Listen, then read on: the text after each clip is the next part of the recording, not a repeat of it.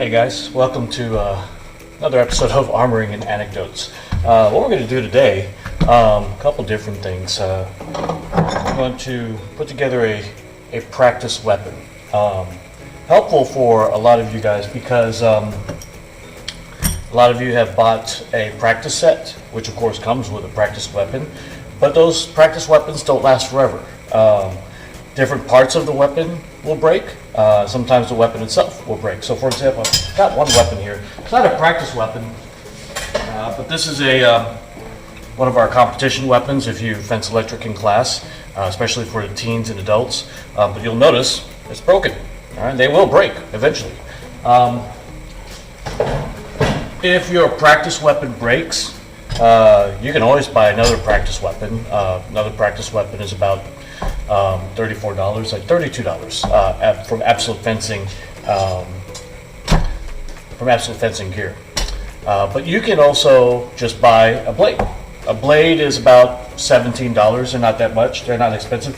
Even if you don't have your practice gear or your kit, and you just want to buy a blade that you can use for a weapon, we have all the parts in here. We've got a lot of parts. So you'll need a grip. Just underneath here, this is just one container of grips. So we've got plenty of grips. You need a guard and a pad. We've got plenty of those. I'll give them to you. Last couple things you'll need a pommel. This is what kind of keeps everything together. That goes on the tang of the weapon. Lastly, you need some tips. All right. Now, this is whether or not you buy a new blade. This is helpful to have. So if you get a chance to, especially if you have your own kit, buy a package of these. They're like $5. I usually try to keep a couple packages at the fencing club. If you've ever seen on top of the refrigerator, they're in a mug called a tip mug. So these will break eventually. Okay, these will not last as long as your weapon. So I always have a couple of these, or sometimes they just might pop off your weapon and you can't find it. But they're inexpensive. They're $5. They're good to have in your bag. So when you get a chance to, just go online, absolutefencinggear.com, and they've got a bag of tips you can purchase. I'll have to see if you can buy them on Amazon. I don't know. That might be easy for some people. I'll take a look and I'll let you know. So we're going to put together a weapon, a blade. Like I said, even if you don't have a kit, buy a $17 blade. We'll help you put it together. Or if you have a kit already and your blade breaks, you don't have to purchase a whole new blade, a whole new weapon. You can just purchase the blade and use the parts from your old weapon. All right? It's only the blade that breaks. The other pieces are usually pretty good. As I said, this is Armoring and Anecdotes. I don't have a story, so I thought what we would do in the meantime, you've probably seen those videos that are the Google Autocomplete videos. We're going to do an autocomplete at the same time. So it's not a story. We are going to do some searches about fencing and try to answer them. So I'm going to type the first one up here. The first one I'm going to type is why do fencers, and let Google autocomplete that. So let's try that. Why do fencers, and see what the autocomplete comes up, and we'll answer some of those questions. I'll put that right there so you can see that. All right. So the blade, and I'll answer some of those questions while I'm putting together some stuff. So blade, I usually buy a practice blade with full tang. You can buy them already cut for a pistol grip. I get them not cut for a French grip. Why? Because I like to cut them myself. All right. Another tool that you'll need is you'll need something to cut the blade with. So I'm running out of cutting there. Hopefully that's enough to cut through my blade. These are pretty easy to cut through. All right. So if you have the blade, also helpful to have a vise. You will need your grip. Now you'll need to cut this tang. So before we cut it, actually, I like to have what's called a cant in my weapon. So if we look at this, if I'm holding it straight, it's straight. And these weapons, when they come to you, they're straight. When I build my weapons, I actually like my weapons angled down, and since I'm right-handed, to my left. So if I'm in on guard in 6, that blade is not sticking straight out that way where my hand is. My blade is actually coming down a little bit and to the left. So if I were here, and this is my blade, my finger, instead of sticking out like that, it's actually in and down. So it's pointing a little bit more towards the fencers. And most of my blades in the electric equipment room and the practice blades have a cant in it. You don't have to have a cant in it, but I put them in my weapon. So the easy way to do that, I have a, actually I'm going to switch this around, it makes it easier for me to bend. The bottom of the weapon is where the stamp is. So most of the practice weapons, or any weapons, has a stamp. That's the bottom of the weapon. So you gotta know which one's your bottom. So if I know that, I know which way to bend. So if that's the bottom of the weapon, I'm going to bend it towards me. So I've got the bottom stamp right there. Got that pretty good on the vise. Slide my pipe in there. And give it a bend. Alright? Don't need a whole big bend. So you'll notice it's no longer straight. It's got a little bit of angle there. Alright? Now I also want it, if I'm right-handed, angling to my left. So the bottom there, put that back in the vise.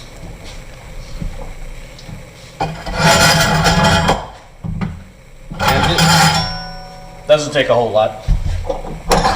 And so now I've got that bend there. That's probably a little bit more than I want, so I'm going to bring it back a bit. Rather large bend there. More than I wanted it to be, so we'll bring it back. Hopefully I don't pop it. There. Back a little bit. Good. That should be okay. Alright, so we're going to have to cut this down, but we have to know how far to cut it down. I may be talking the whole time and not being able to answer the questions. We may have to get to the autocomplete some other day. To help me figure out where I'm going to cut it, use a straw. So I can fit the straw here, all right? But there's an end point inside that grip, all right? So I need to know where to cut this. So I'm going to slide this in until it stops, all right? I'm going to bend this where the tang is. Take it off. So now, when I slide this in, I know where my grip stops. But that's not where I'm going to cut it, right? But I will mark that. Mark that place right there.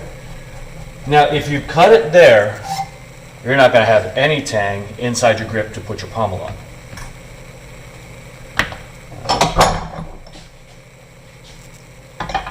So, if I know where it ends, that pommel will screw down up until the end point, right? But that's not where I'm going to cut it. I need to find where that pommel is going to sit, and mark the middle of where the pommel is going to sit. And sometimes it's hard to see the markings, but hopefully I've got something there enough where I can see it. All right, that should be enough. All right, now I need to cut that off. So, eye protection, and hopefully I've got enough of that rotary tool left to be able to cut through this. It's not a hard blade, so it should cut through pretty easily.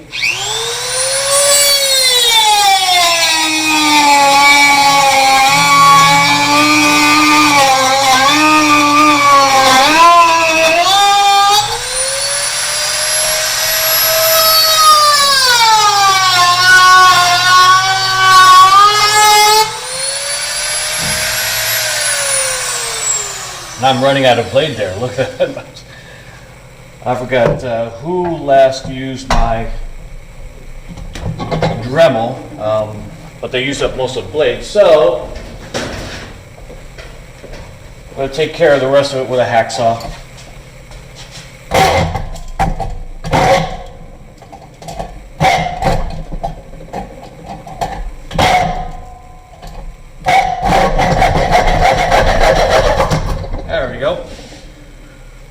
touch that end right there where you just cut off, it will be hot. So let's put that off to the side someplace.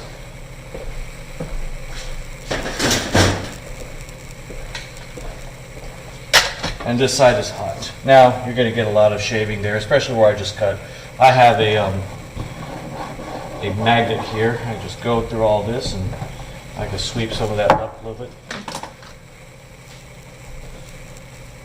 And on the floor is probably a lot of shaving, so I'll have to vacuum later, a little bit later on. All right, but that should be cut pretty good. So let's put it back up this way. Now, some of the easier parts. You've got the tang. On the guard, there's usually a little notch at the top. All guards have that notch at the top, whether you're using it for a practice or competition weapon. But that will go on top. It's mostly for competition weapons. That's where the little wire goes through. You can stick that right there.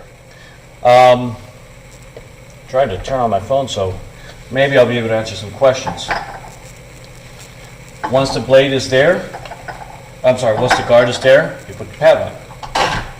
All right. Next thing is your grip. It'll slide right on, all the way down. Okay. And then what will tighten it down is your pommel.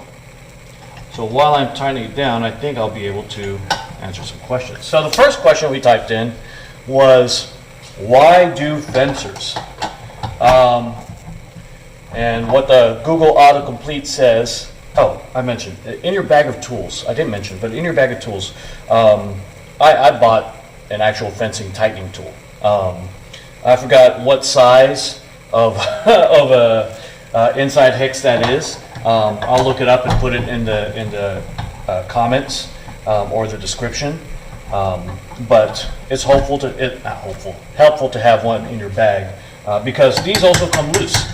I have them at every strip, so you can just always grab it and like, oh, my weapon's loose. If your weapon's jiggling around and this is moving, then you need to tighten that pommel right there. Anyway, so let's go back to our Google Autocomplete. The question that we put in was, why do fencers? And the first one that comes up is, why do fencers wear white? Now, I'm not an expert on this, and I don't know the answer specifically.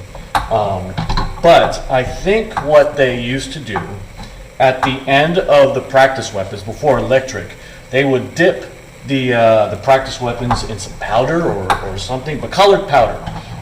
And so when they would fence, when the tip of the weapon that has that powder on it, that colored powder, would hit any kind of target on the body, with a white jacket, you can tell where they hit. So I believe what I've been told and what I've read, I think, that's why they had white jackets, because they would put a little bit of powder colored at the end of the weapon, and so that when it hit target on your opponent, you can see where it hit. You see that I've taken my weapon off the vise now, and I've almost got it tightened down, but I don't have it completely tightened. I do that so that, because as you're tightening down, that's a hard word to say. As you're tightening down, sometimes it moves and that weapon is not in the position I want it to be. It's sometimes askew. So I will take it out and maneuver it so I know it's in the right spot. And put it back on the vise. And tighten it down the rest of the way. So next question. Why do fencers say on guard? And if you take a look at this, I don't know if you can see it there. Why do fencers say on guard? They spell on guard wrong. So it's not spelled on like opposite of off and guard like put up your guards. It's spelled E-N space G-A-R-D-E. But why do fencers say on guard? That's a good question. I don't know. I think that's just traditional. We say on guard, but you always hear it after. You'll hear it's the first thing you hear from the referees. On guard, ready, fence. Actually, on guard, ready, fence. So the on guard portion tells fencers, hey, standing on guard. And picky referees, and most referees should be doing this, they will wait for the fencer to go to on guard. So if you're at the on guard lines, you're not standing there like this. The weapon has to be up. Okay? So if the referee's looking at you and repeating themselves, On guard. On guard, that means bring your weapon up. You are not on guard. And they want you to start at on guard. All right. Why do fencers say touche? I don't know anybody that says that. I can tell you why they would say it, but basically it means touch. So if they hit me, touche, you got me. Or usually I say, no, you got me. Why you might use it, how you might use it in day-to-day terminology is if someone does a comeback on you, like if you say something, insult somebody, and then you insult them back, as they might say touche. You got me back, you hit me. So, but most fencers, at least I've never have, and anybody that I've ever fenced has ever said touche when you got me. Usually we'd say, no, you got me. Why do fencers wear masks? It's our protection. Simple answer is that. That is what protects our face. So no really other answer than that, except that is our main protection. Why do fencers scream? Not all fencers scream. And depending on the bout, I sometimes scream, I sometimes don't. If you're a competitive fencer, having some super glue also helpful. This is the ultra liquid control. I also use the gel kind, especially for wiring the weapons. But I'll get back to the question of why they scream in just a second. When I put the tips on, I usually put some super glue inside the tip. That helps the tip last a little bit longer and also helps stay on there. Sometimes a weird hit, it just kind of catches on some jackets, and that tip will pop right off. So I put a little bit of super glue in there. I'm going to grab some tape.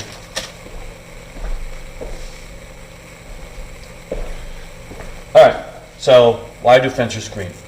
Just like in martial arts, when they attack or hit something, you get a hiya. Fencers sort of have the same thing. Not all fencers do. If I'm in a pretty intense bout, then you might hear me yell on a touch. But if it's a bout that I'm having an easy time, you might not hear me as much. But if it's a pretty intense bout and I've got a lot of emotion invested into it, and I've got a touch or an attack planned out or some defense planned out, and it works perfectly exactly to how I want it to, and I score that touch, all that emotion just comes right out. So that's why you hear fencers scream. It's just like the hiya in martial arts. Tape, about 3 inches, 2 to 3 inches there. Another thing that helps the longevity of the tip, I add just a little bit of tape and just wrap it around. Doesn't have to be pretty. Helpful to be pretty, but it doesn't have to be pretty. Anyway, so we've got a little super glue on there. But there's your complete weapon. Okay, so we've got another practice weapon we're going to add to the crew over there. I'll stick this in the vise while I finish the Google Autocomplete. So I'm back to talking. I mentioned some of the tools, so if you have these tools in your bag, they're helpful to have. We always have them here, so if you ever need to borrow something, feel free to borrow a tool. Just make sure you put it back. I like to keep my armory table clean. Why do fencers have a cable attached? So a lot of local clubs, their electric scoring box is wired. That box, it connects to a reel. That reel connects to the fencer, and that reel connects to that body cord within the fencer's jacket. It kind of threads through, comes out of my hand, and it plugs into the weapon. And if you've ever done a competition here, you know how that works.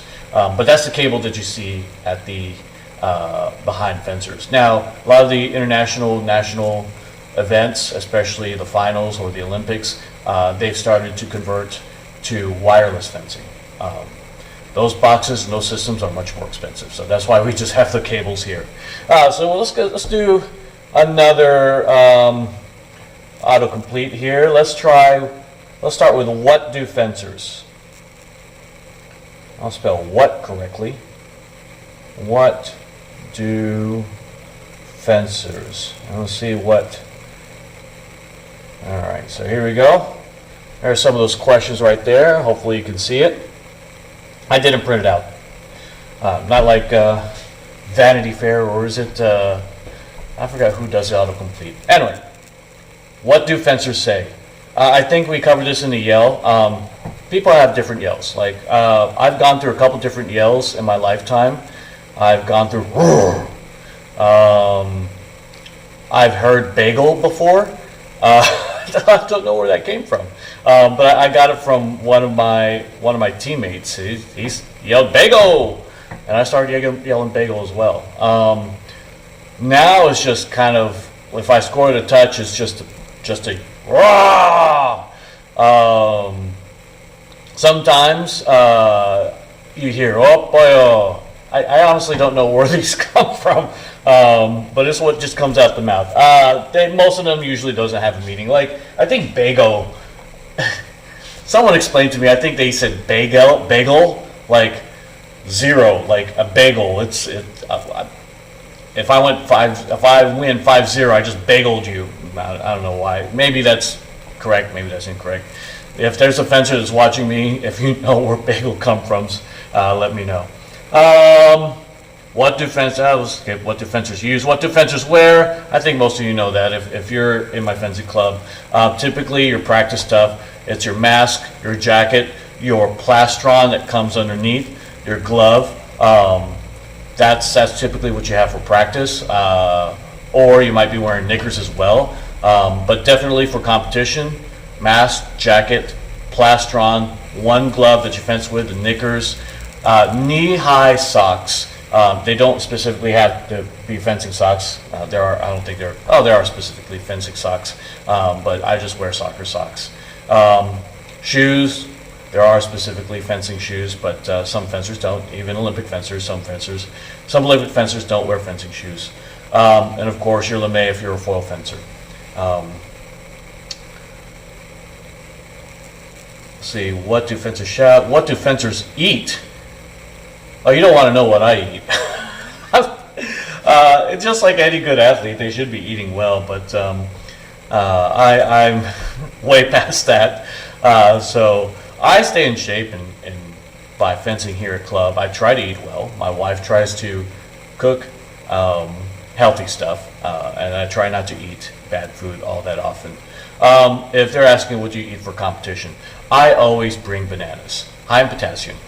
Because I have a tendency to cramp during competitions.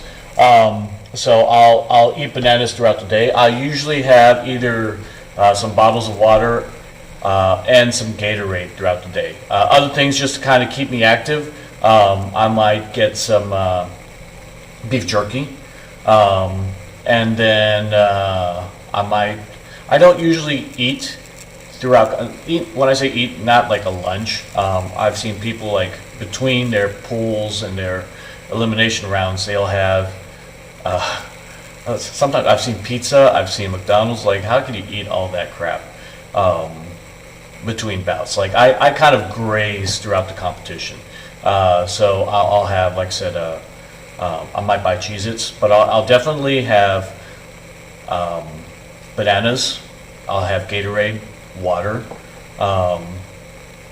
maybe I mentioned Cheez-Its just to kind of graze throughout the day, beef jerky as well, and maybe my personal favorite is a Italian sandwich or Italian sub, not a big one, just a little small one, and I might not eat the whole thing in one sitting. All right, so let's do one more. Let's do a few more. Let's do how do fencers.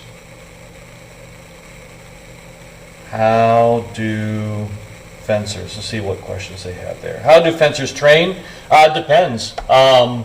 at the All-American Fencing Academy, a lot of us is kind of recreational, and then there's a good number that do compete. So they try to come in multiple times throughout the week, not only just for classes, but they'll try to get in some lessons when they can and when I'm available.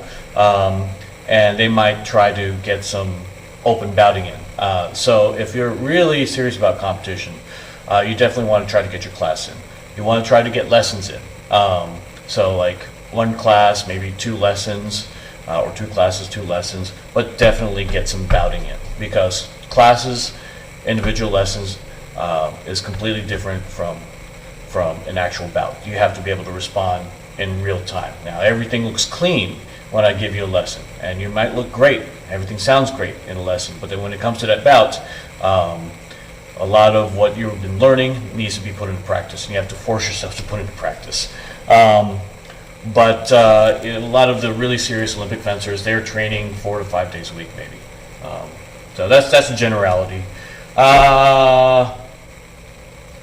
There isn't a whole lot of different questions in how do fencers. A lot of them went back to what do fencers. So let's try is fencing and see what it says. And we'll finish off there. Is fencing in the Olympics? Yes, it is. It's been in every modern Olympics. I've got 18 something. But every modern Olympics, fencing has been featured in it. 2020 was supposed to be our last Olympics, but of course it was canceled due to COVID-19. But this coming summer, they rescheduled the Olympics. It should be the first Olympics with all 12 events. So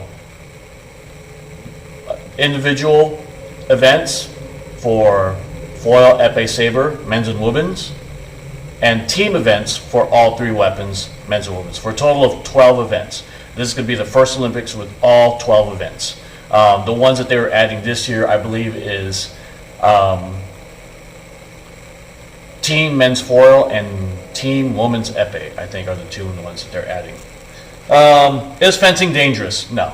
I'm trying to remember the statistics specifically, but there's a study out there that looked at collegiate sports and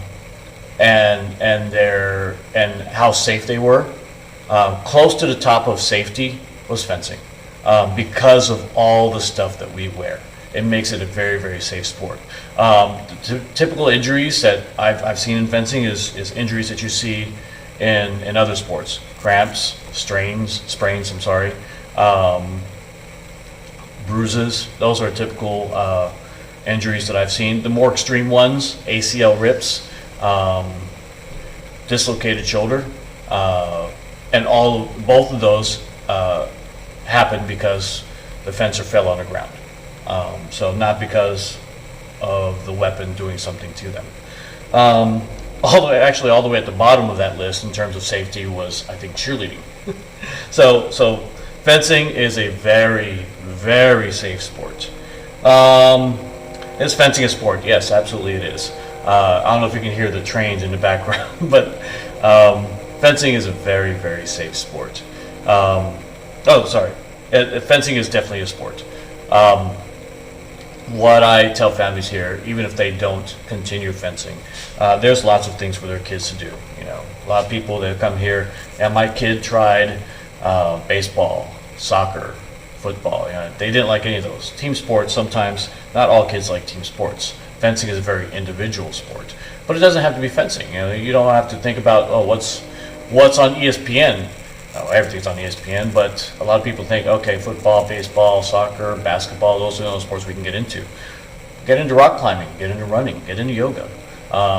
Those can be considered sports too. So there's lots of things that I think kids can get into. Fencing, of course, is one of them. Let's do one more here. Is fencing expensive? I try not to let it be expensive. Yes, there are fees to be in class, but we try to provide all the equipment. So we try to keep it as inexpensive as possible. Eventually, I think a lot of our fencers like to purchase their own equipment, but definitely if you start to get into competition outside of your own fencing club, you get to national events, statewide events, you're going to want, or you're going to need, your own competition gear. We try to let you borrow good stuff, good amount. We try to go to the same events that you do, so we have equipment there with you. But just to start off, it's not expensive at all. Just to practice, just to join a club, not expensive. Here, you know, even for competitions, if it's in our own place, we'll provide all the stuff for you. But definitely it does get more expensive as you compete, especially outside of the club. Last one, is fencing good exercise? I'd like to think so. But it is unfortunately very dominantly one-sided.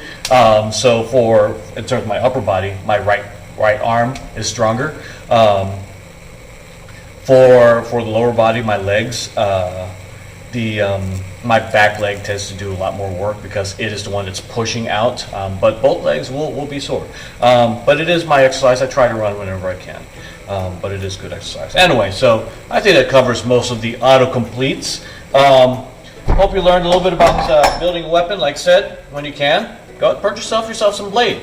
If you want an extra blade for class, that way if you break one, you always have one readily available. I've got all the other parts that you need to create the blade, and a few fencers have done so already. And like I said, when you get the opportunity, buy some tips.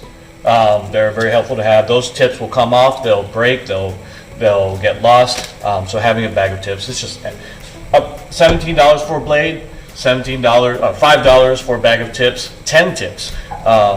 It's not that expensive. So if you have those in your bag, in your kit, they're helpful to have. So hope you enjoyed that. Hope you like the armoring and anecdotes this time. It's not a story. I'll try to get a story next time. Hope everyone's healthy and safe. Remember to try fencing, and we dare you not to love it.